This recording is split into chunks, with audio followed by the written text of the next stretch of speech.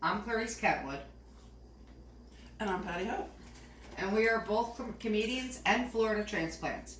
With this podcast, we aim to feature and celebrate what makes Florida's females so funny.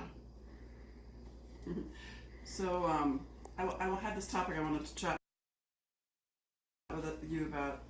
How do you feel about comedians, female comedians, or any comedians that sell merch? Like, what do you think about that? I think it depends on what merch you're bringing. I've talked to comedians who sell t-shirts, and they're all like, I make good money on them, but they're a pain in the butt because you have to like lug a suitcase, you have to have every size and, available.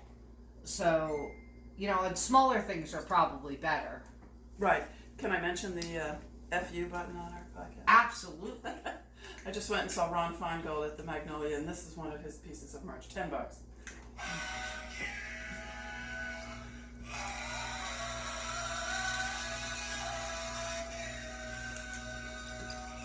And that's all him. He's singing all of those parts. He's just a looping. And that incorporates his, obviously from his set.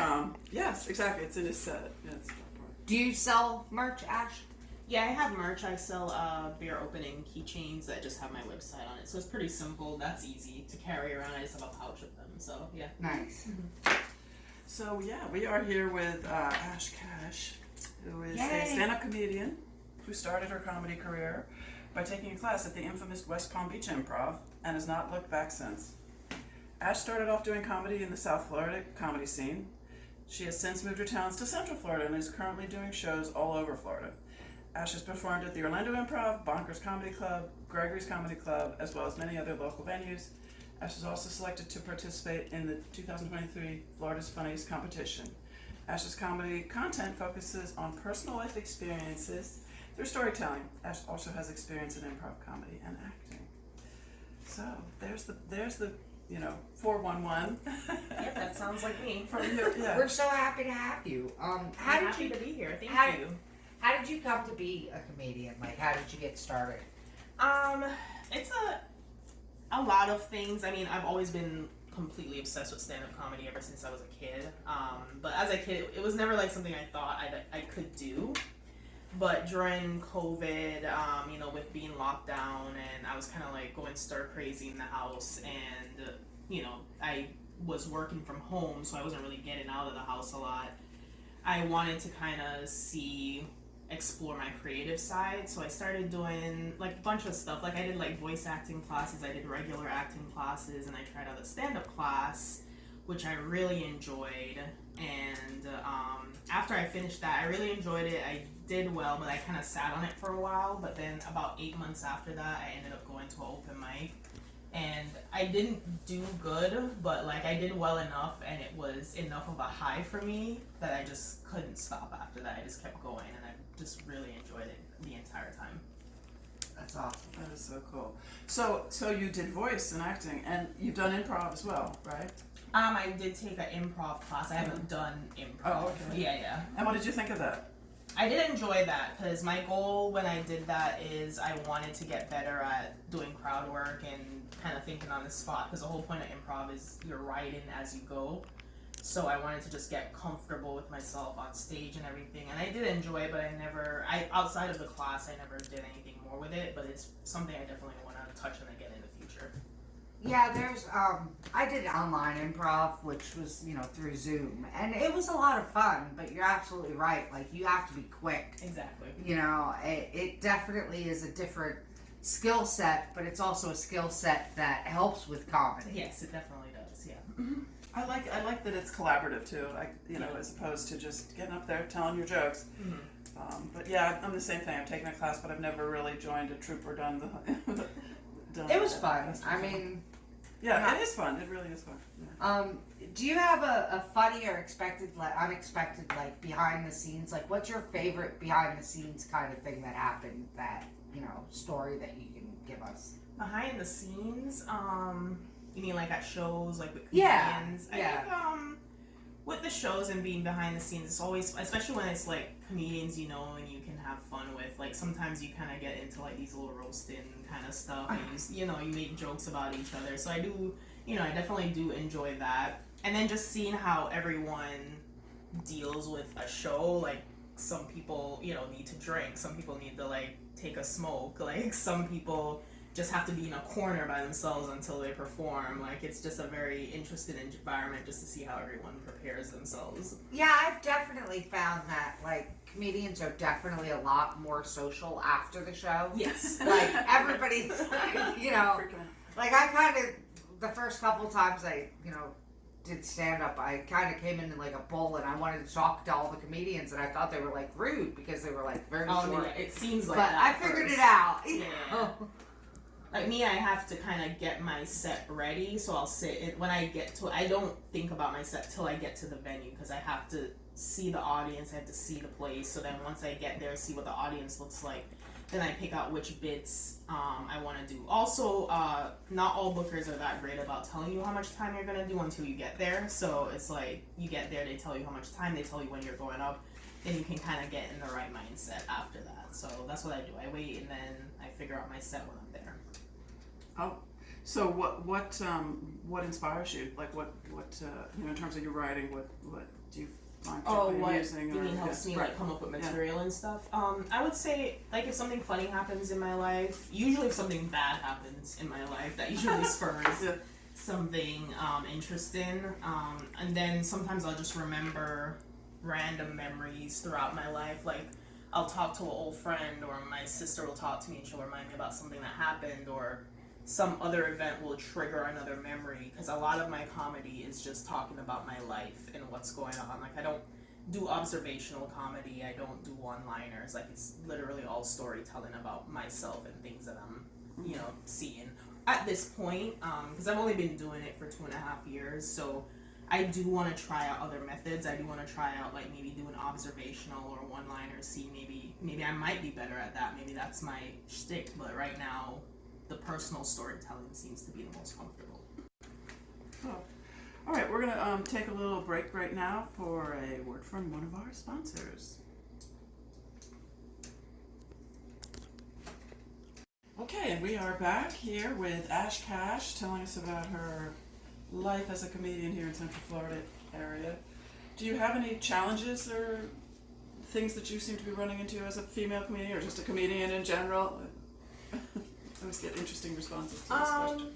I mean, it's a little bit of a loaded question sometimes, and then sometimes it may be in my head, it may be not, but, sometimes I feel like maybe I may not get taken as seriously because I'm a female comedian. Other times,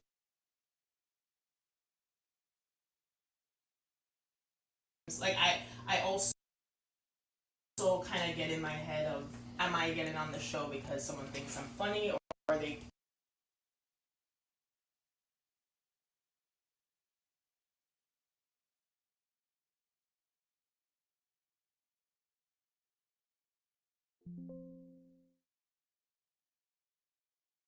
I'm Clarice Kentwood. And I'm Patty Hope. So I wanted to in my head, it maybe not, but sometimes I feel like maybe I may not get taken as seriously because I'm a female comedian. Other times, like I also kind of get in my head of, am I getting on the show because someone thinks I'm funny, or am I getting on the show because they need a female comedian, they need to fill that quota? So then I'm always like self-reflecting, like, am I actually good, or do they just need to fill the quota? It's like that self-confidence thing. And I don't know, because I don't know the experiences of a lot of men, but I do feel like a lot of people are more comfortable with criticizing and giving advice, like unsolicited advice. And I'm not, like obviously, like I'm new, so I do like to hear advice and hear things, but sometimes the way that it's delivered isn't always the best.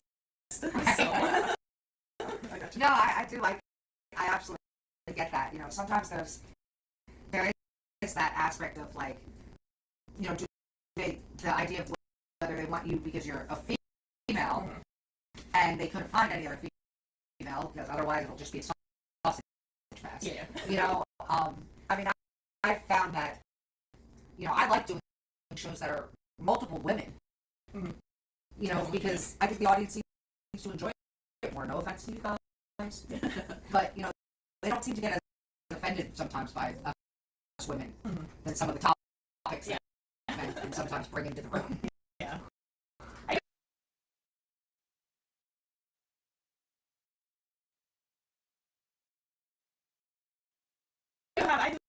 have some like, on the edge material. But,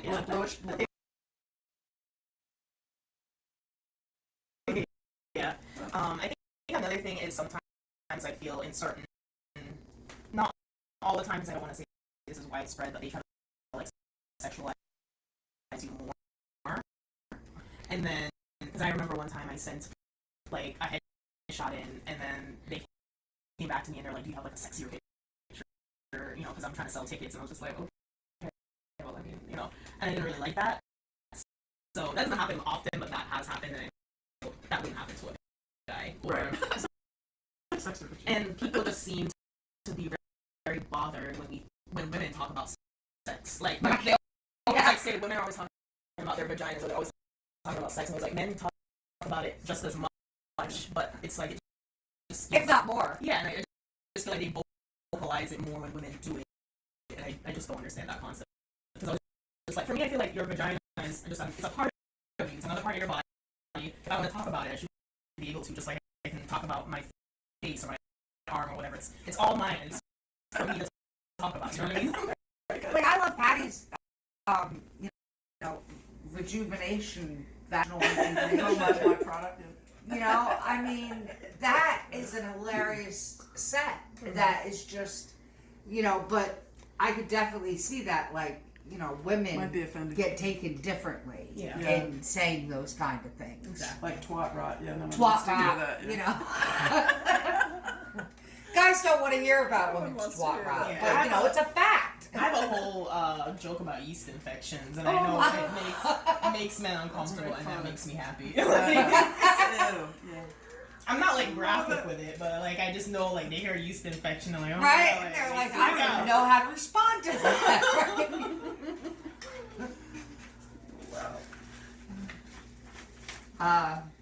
Is there anything that, like, any aspect of, like, Florida specifically, like our culture, that, you find funny? Like, are you from Florida? Have you always lived in Florida? No, I've been here for 19 years. I was originally born in Jamaica. I moved here when I was 15 years old. Oh, so wow. I have been here for a while. I started out in Orlando, went to some high school there. Then I moved to Gainesville, Florida for college. Then I got my first job in West Palm Beach. And I was up there up until 2 years ago, and now I'm on the East Coast in Brevard. So you're like essentially a Florida. Yeah, native, essentially, pretty much. Yeah, I've been here so long. Yeah. Yeah. Like being from New Jersey, like there's like things that, like boiled peanuts, right? Mm-hmm. Like to me that was like, who would boil a peanut? What is that about? Yeah. Like, up in New Jersey, like if you're eating peanuts, they're roasted. Mm-hmm. And you got them at the, football game, baseball game. Mm-hmm. But yeah, being in Florida is very interesting because of all the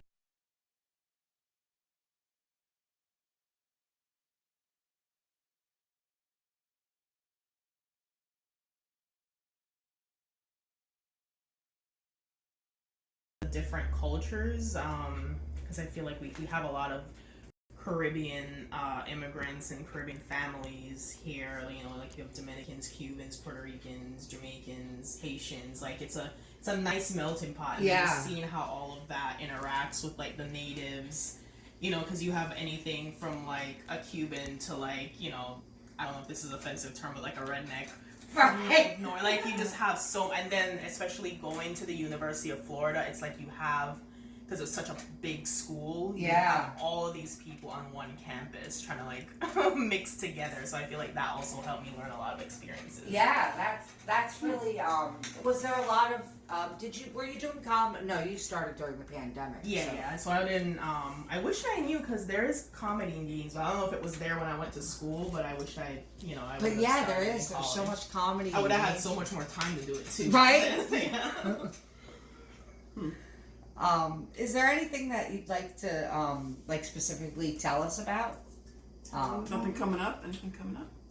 I do have a couple shows. I don't know when this is gonna air, but Yeah, we don't know. Let's say we put it out there, whatever. yeah, I mean, I have a website. Something. It's www.ashcashgotjokes.com, and all of my shows are updated on there. And then if there's tickets, the ticket links are also there. So Okay.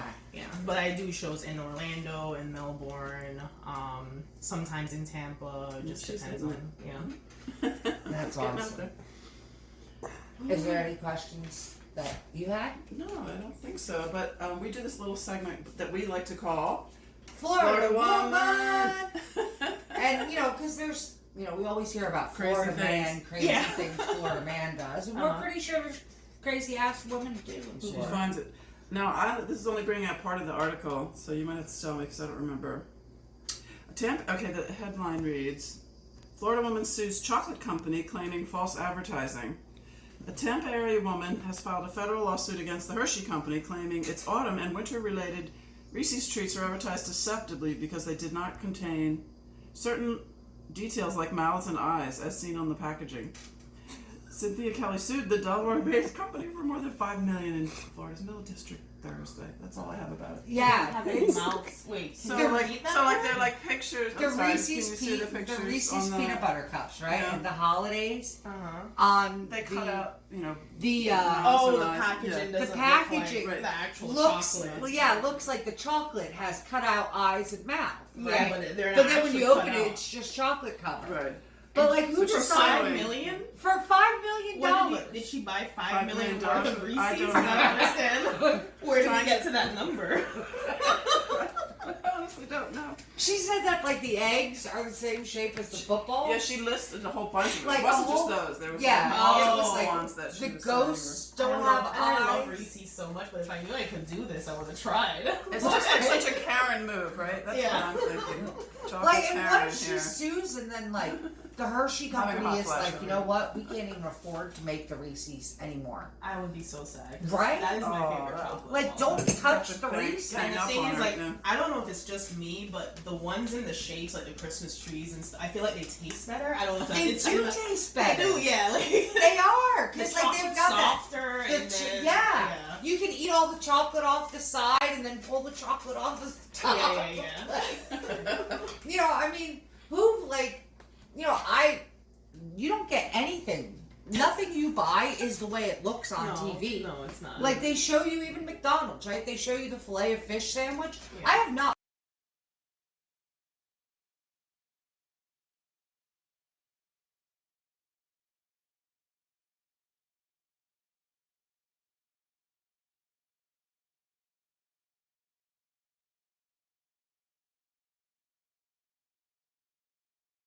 Once gotten a filet of fish sandwich that was they But the anything one that like they that. take a Wasn't- picture of isn't real. It's Right? a model. Like, that they Exactly. made. Like They every fluffed time it I up. get the filet of fish, there's Unrealistic cheese expectation. stuck to the cart. That it should As actually women, we're look like used the to that picture. though, like, Right. with Disney movies and all of that. Right? False advertising. Disney movies have been lying to us for decades. Yeah, so I don't know why she's surprised. Like, this is part of life. There's no Hell such settled. thing as a Prince Just Charming. give her chocolate for life. Move on, Karen. Chocolate Karen.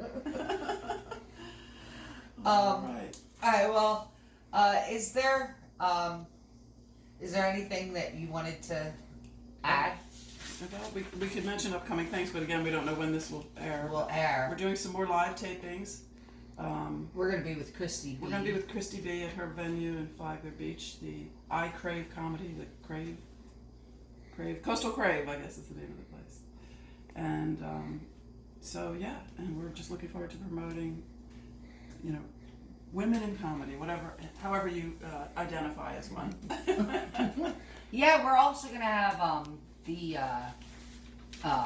we're gonna be at the Joke Joint for a drag show probably March or April. Oh, okay, excellent. We got to do that. So we have that coming up. Excellent. And so that pretty much wraps us up.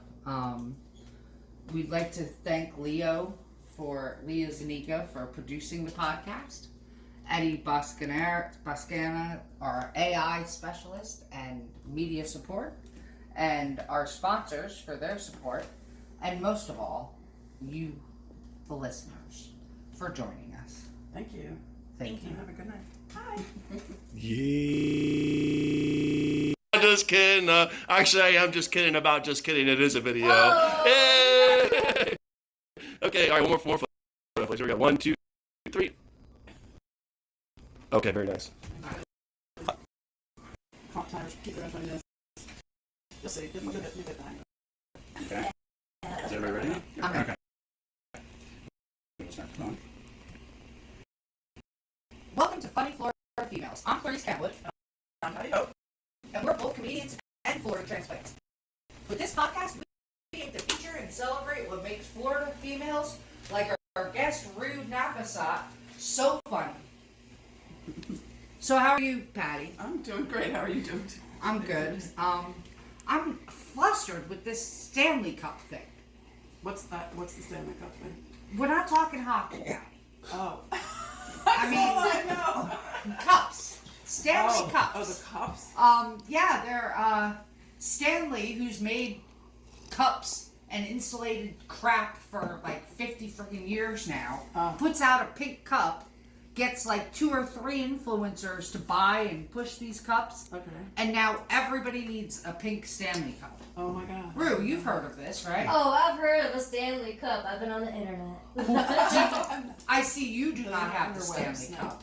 No, because I don't like to beat by someone else's drum. And also I can't afford a Stanley Cup. Yeah, they're like Bottom line. $50. What? And the resale value on those things is crazy. Like, you're not gonna find it in the store, and then you're gonna have to pay like $100 for a Stanley Cup. Yeah, I saw one on eBay. It was like $175 for a cup with a handle. And then in the last 2 days, I've seen 4 different people post that the freaking handle fell off of their damn Stanley Cup. That's not even worth it. Right? Wow. I mean, and then I read an article about a 6-year-old that got beat up at school because she came in with a cup that wasn't a Stanley Cup, and like her friends had a Stanley Cup. I'm like, you're 6. That cup It's not holds funny, like. but it's funny. It's not funny, but it is. Like, That's the cup's bigger than the kid. You're Oh, 5. freaking cup. Goodness. That's disturbing. comical. I mean, it's comical in like a very tragic way, but you know. That, yeah. Like that, it's just the next thing that everybody feels like they have to be like everybody else. Which is kind of the opposite of being in comedy, because you try to be not like everybody else. Yeah, that's the goal, I think. Yeah. Or the accident that happens. Right, the accident that happens. So yeah, as I said, we have the wonderful Rue Nafasat with us. Patty, do you want to tell us about Rue? I'll do it. Okay, guys, get ready to laugh out loud, guys. Our next guest is a comedic force that brings whimsy and hilarity to stages across Florida and Chicago. Hailing from the vibrant city of Orlando, Florida, she's none other than the fantastic Rue Nafasat. Known for her whimsical, goofy, and lighthearted nature on stage, you can catch her spreading joy and laughter at various venues throughout Florida and the windy city of Chicago.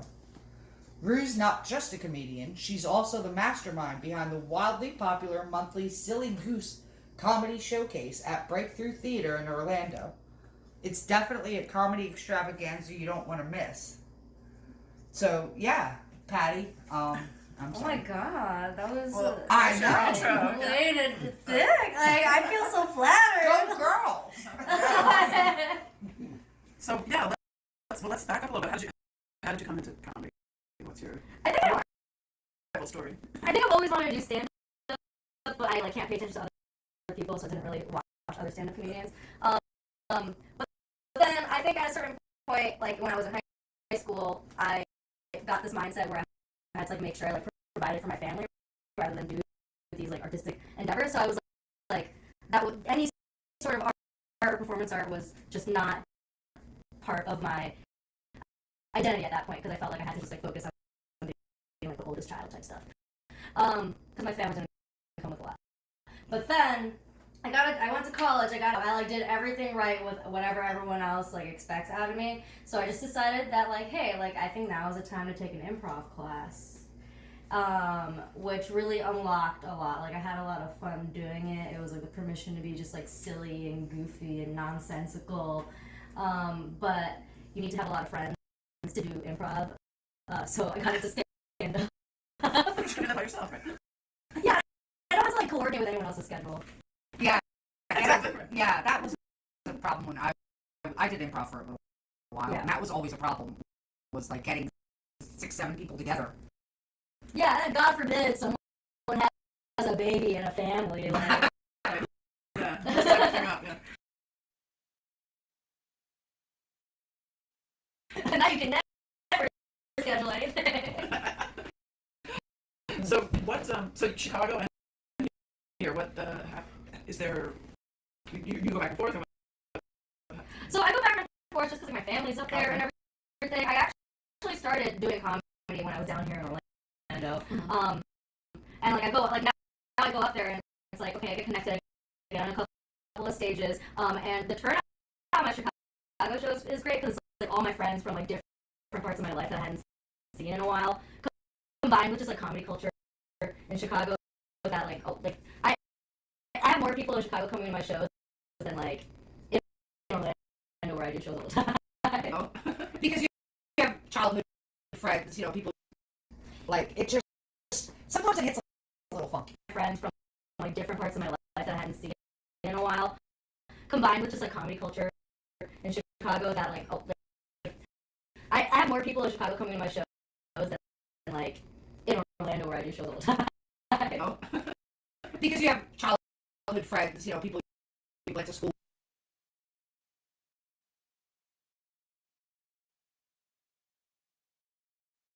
with up there and stuff. Yeah, like I piqued their curiosity. And there's like a thing where like when you first start doing stand-up, you just invite your friends to everything, and then you kind of exhaust them as an audience. They get tired coming.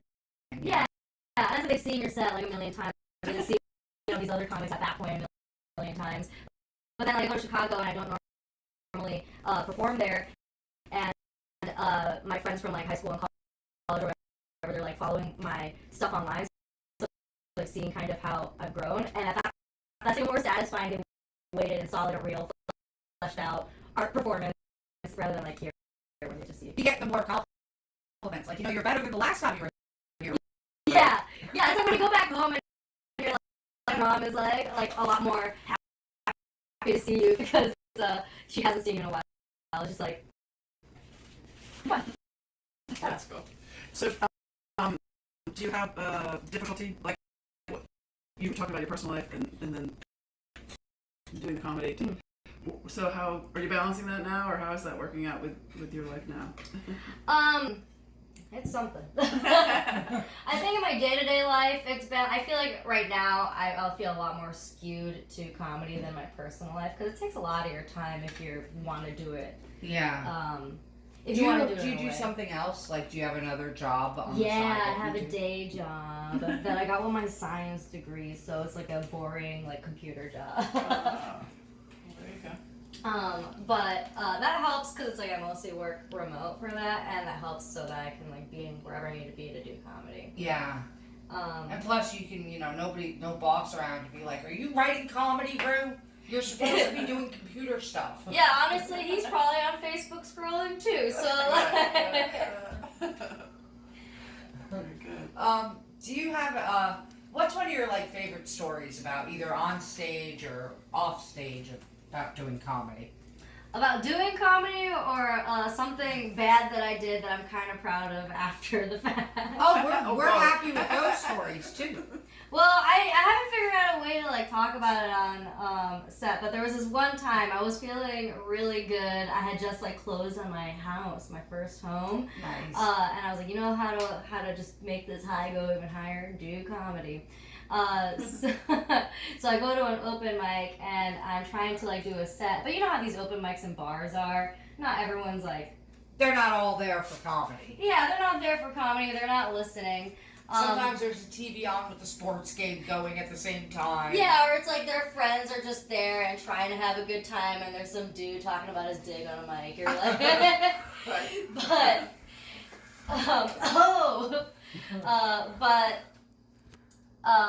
yeah, I went up. I tried to do a set because I'm feeling good, but there's just this table that will not be quiet. They were just being disrespectful to like the waitresses the entire time, and they weren't quiet. So I go over and I'm talking to the rest of the crowd, and I'm like, "Hey, should I tell this table to be quiet?"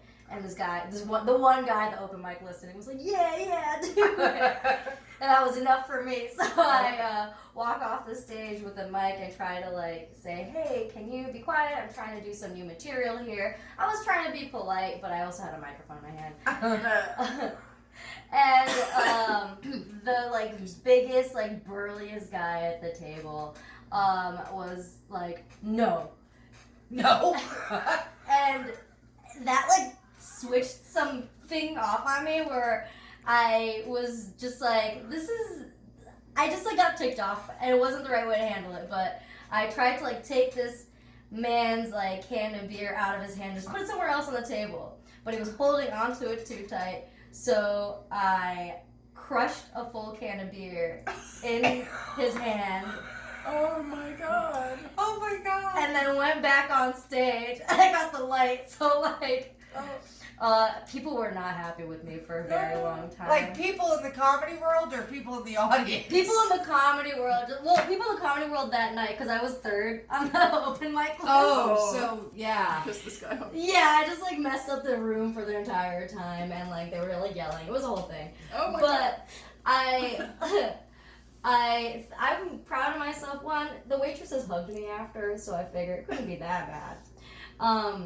But two, it was just like it felt good that like there was this guy who obviously just like couldn't take A woman being on stage. And, yeah, you know. yeah. Like I don't want to say it like that, but like yeah, it was like that kind of a vibe.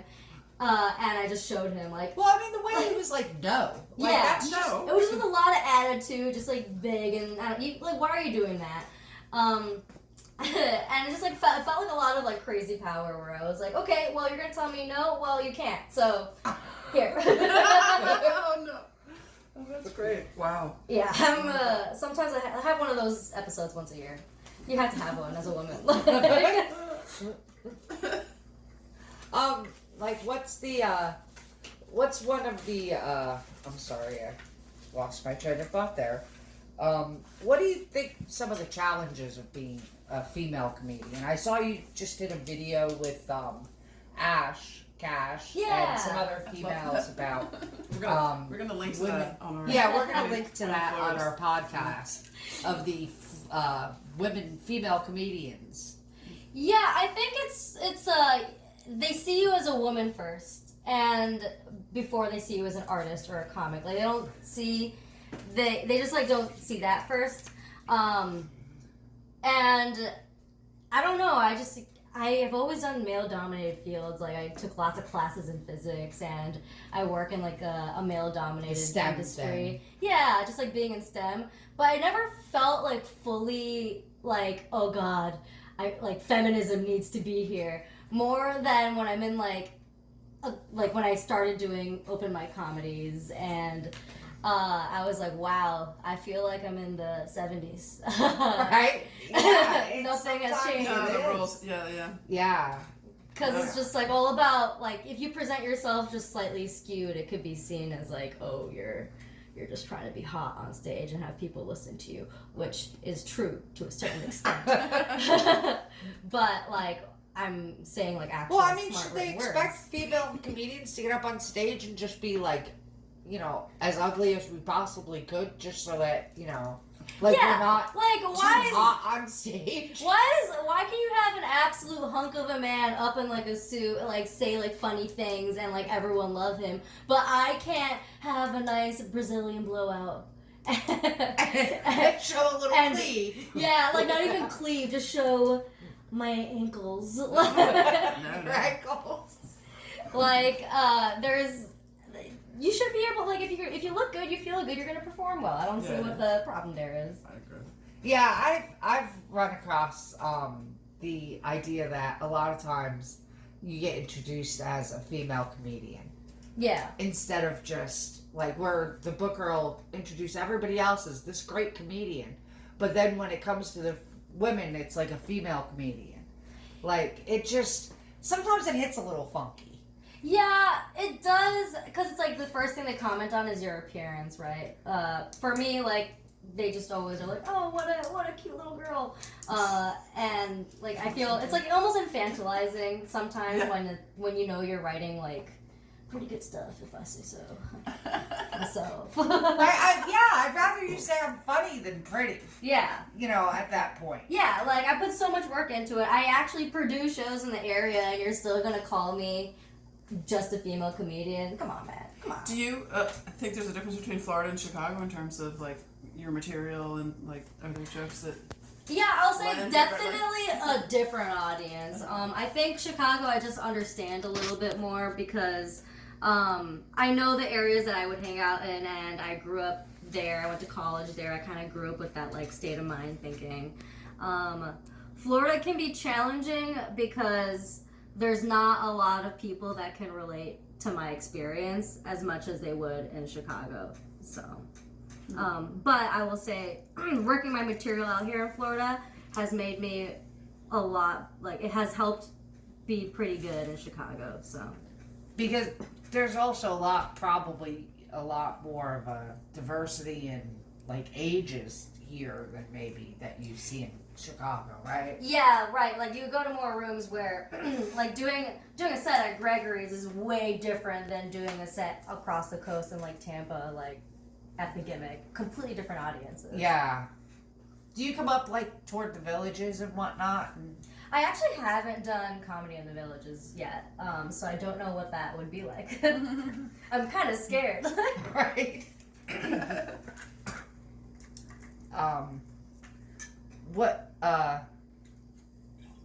What are some of your goals, like, for the future? You know, I really like doing this comedy thing.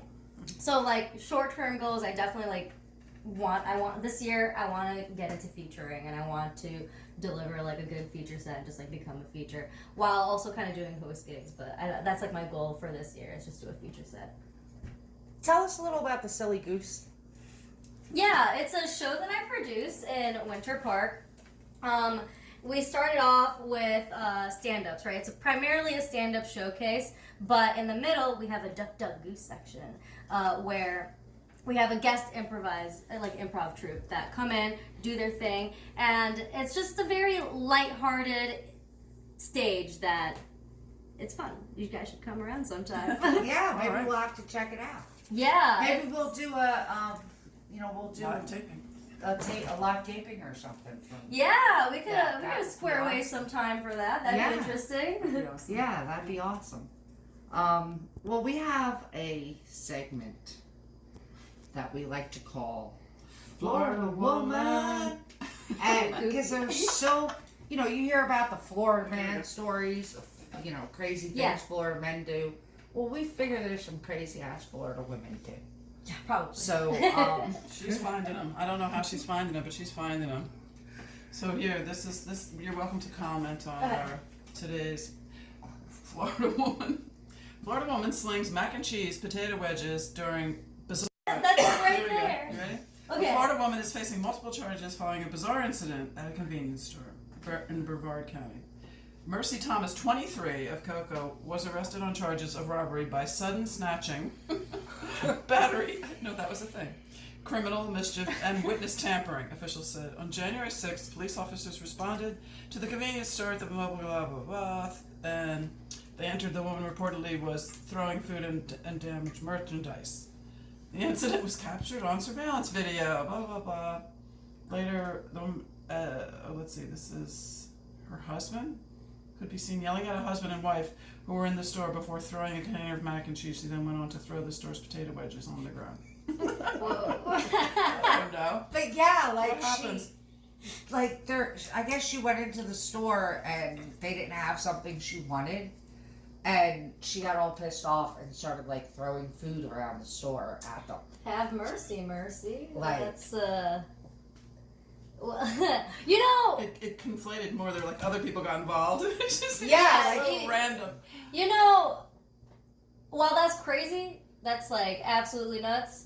I feel like we have to you have to have a day where you snap, And what That's is you know, sometimes I want, like, sometimes Mac it would and cheese feel day. good. Yeah. Yeah, you have the whole mac and cheese day, all the mayonnaise and the potato salad or whatever Right. everywhere. You know, it'll get that emotion out, and then you'll be normal for a good 6 months. Yeah. So every 6 months you need to To take have a mac and minute cheese. to Sling It the depends mac on and the cheese. lose your shit every 6 Yeah, yeah. months. It depends on the person, but me personally, 6 months is, you know, about when I have to lose my shit. And you know, crush a You can have, customer's like, can. safe spaces for Yeah. We need more Like a rage room. rooms. Yeah, like a rage room. Yeah, exactly. Where you can That, come and you just know, lose maybe your that's shit. an idea. Yeah. You know, do stand-up comedy, and then after we all go to a rage room. Personally, I think we should bring back tomatoes. I like that idea. Yeah, just throw some tomatoes. Oh my gosh. Well, we'd like to thank Leo Zaniga for producing this podcast, and Eddie Bascana for our AI specialist and social media guru. I mean, he's amazing with AI. And of course, our sponsors, and the most thanks goes to you, our listeners. Yeah, and Russo, tell us just so folks know how we can see what you're up to next. How can they get in touch with you? Oh, I got it all. All right. If you're interested in my personal journey, you can follow me on all platforms at Arusa STFU. That's at UROOSA STFU. If you're interested in the Silly Geese Show, it's at Silly Geese Show on Instagram. And then I have a website called sillyroos.com where you can find my calendar. And we will post all those links in the description for Right, in our our show podcast. notes. Great. Well, thank you so much for being on. Thank you for having me.